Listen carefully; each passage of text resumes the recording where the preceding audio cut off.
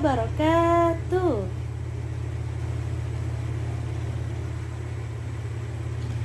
Alhamdulillah. Apa kabar semua anak-anak ibu? Alhamdulillah semuanya dalam keadaan yang sehat walafiat. Nah, hari ini apakah ada yang tidak hadir?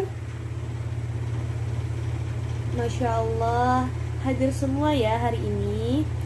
Baiklah, sebelum memulai pelajaran kita pada hari ini, marilah kita berdoa bersama. Berdoa dimulai. Bismillahirrahmanirrahim. Raditu billahi rabba wa bil islami dina wa bil muhammadin nabiyya wa rasula. Rabbi zidni ilma warzuqni fahma birahmatika ya arhamar rahimin. Amin. Alhamdulillah.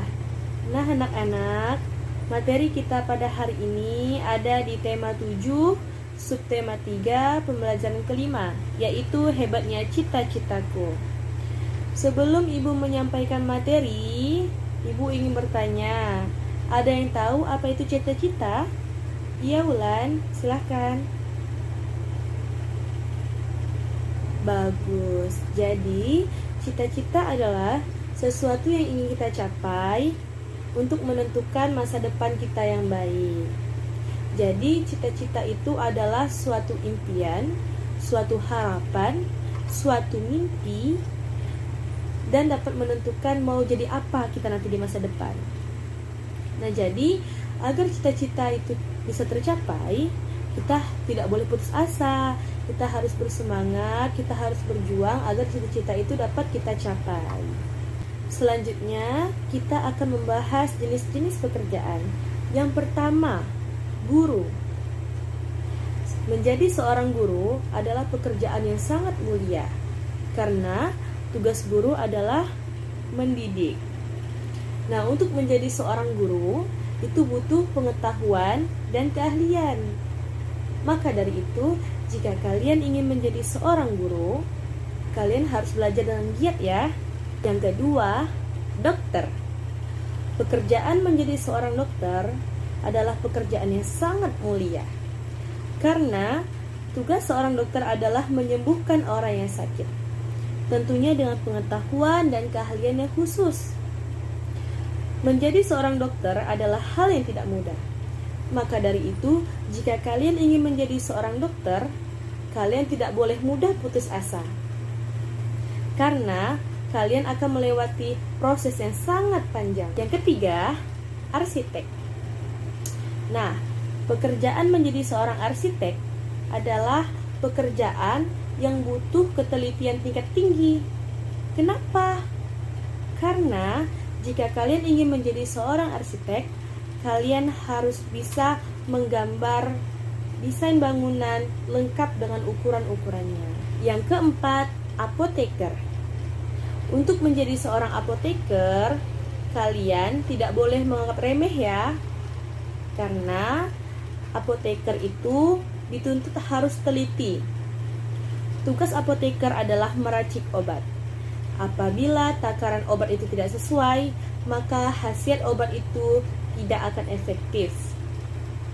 Yang kelima, pilot. Pilot adalah suatu pekerjaan yang mempunyai tanggung jawab yang cukup besar. Karena apa?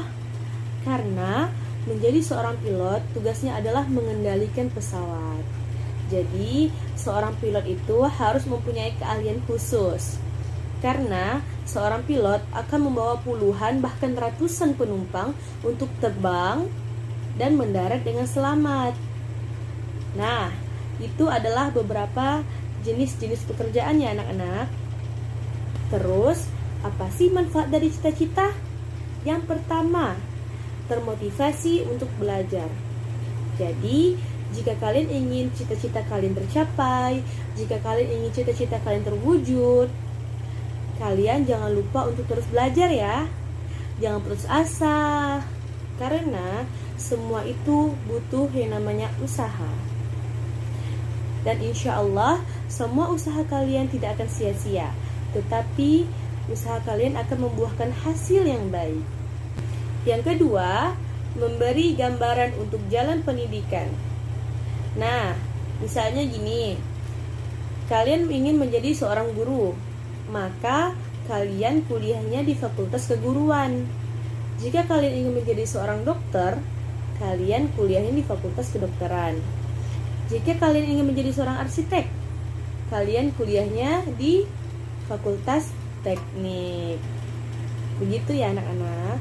Yang ketiga, sebagai sarana latihan mental. Proses tercapainya cita-cita itu tidak mudah. Kalian akan mengalami masa-masa sulit yang harus kalian hadapi. Bahkan terkadang kalian merasakan yang namanya gagal. Maka dari itu harus kuat ya, tetap semangat. Oke, selanjutnya Ibu ingin mengajak kalian semua untuk membaca suatu teks cerita yang berjudul Siapa Guru Anak Rimba. Ayo dibuka bukunya.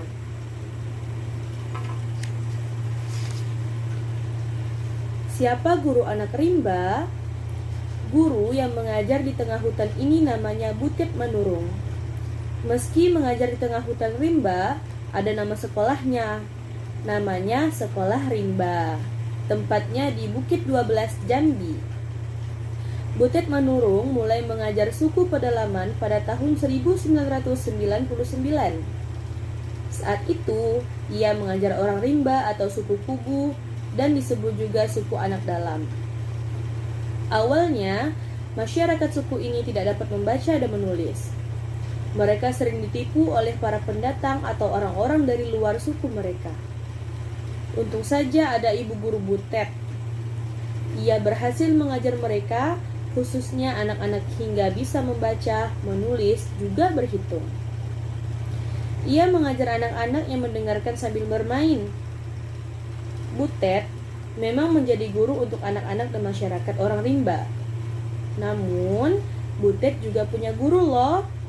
Gurunya adalah anak-anak dan masyarakat setempat itu. Mereka bergantian mengajarkan Butet bagaimana caranya hidup di tengah hutan, serta bagaimana adat istiadat orang rimba. Terbuktikan kalau pekerjaan guru itu hebat dan sangat mulia. Siapa di antara kalian yang mau menjadi seorang guru? Nah, di teks cerita ini, apa yang dapat kalian ambil? Di teks cerita ini dapat dilihat bahwa pekerjaan menjadi seorang guru adalah pekerjaan yang sangat hebat dan sangat mulia. Dan di teks ini juga dapat dilihat bahwa mereka yang awalnya tidak dapat membaca dan menulis, sekarang dapat membaca, menulis, bahkan berhitung. Tentunya mereka dididik oleh seorang guru. Maka dari itu, kalian yang ingin menjadi seorang guru harus belajar. Jangan malas, supaya ilmu kalian nanti dapat kalian bagikan. Menjadi seorang guru tidak hanya mendidik, tetapi guru dapat mengambil pelajaran juga dari muridnya.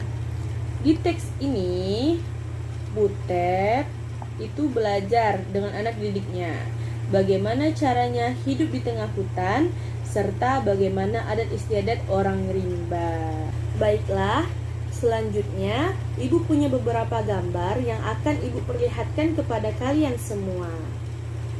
Yang pertama, nah, gambar apakah ini? Siapa yang bisa menjawab? Oke, benar sekali.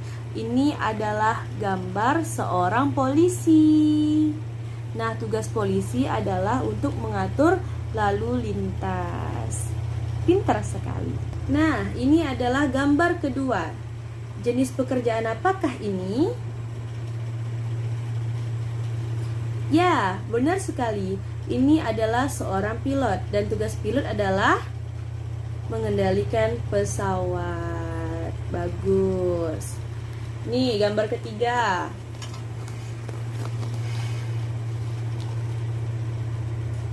Ya, ini adalah gambar seorang guru. Dan tugas guru adalah untuk mendidik. Bagus. Nah, kalau ini jenis pekerjaan apa? Ya, betul sekali. Ini adalah seorang dokter. Dan tugas dokter adalah untuk menyembuhkan orang yang sedang sakit. Wah, Masya Allah. Berarti anak-anak ibu udah tahu semua ya tentang jenis pekerjaan. Alhamdulillah. Jadi anak-anak, kenapa cita-cita itu penting? Karena dengan cita-cita seseorang akan belajar untuk berusaha agar cita-citanya tercapai. Baiklah anak-anak, apakah ada yang ingin bertanya? Ya, Hayri? Cara agar cita-cita tercapai. Oke, cara agar cita-cita tercapai adalah kalian harus berusaha dan berdoa. Berusaha belajar dengan giat dan berdoa sama Allah, minta sama Allah supaya cita-cita kalian dapat tercapai. Paham ya sampai di sini? Ada lagi yang ingin bertanya? Sudah paham semua ya? Alhamdulillah. Baiklah anak-anak, jangan lupa untuk mengulang materi yang sudah kita pelajari. Tetap semangat dan jangan putus asa.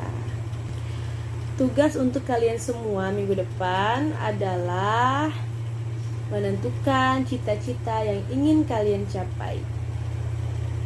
Paham ya dengan tugasnya? Ibu tutup pertemuan kita hari ini ya. Ibu minta maaf jika ibu ada kesalahan dalam menyampaikan materi. Semoga sehat selalu agar kita dapat bertemu kembali di pertemuan selanjutnya. Sebelum menutup pembelajaran kita pada hari ini, marilah kita membaca hamdalah. Alhamdulillahirabbil alamin. Ibu akhiri, wabillahi taufiq wal hidayah. Assalamualaikum warahmatullahi wabarakatuh.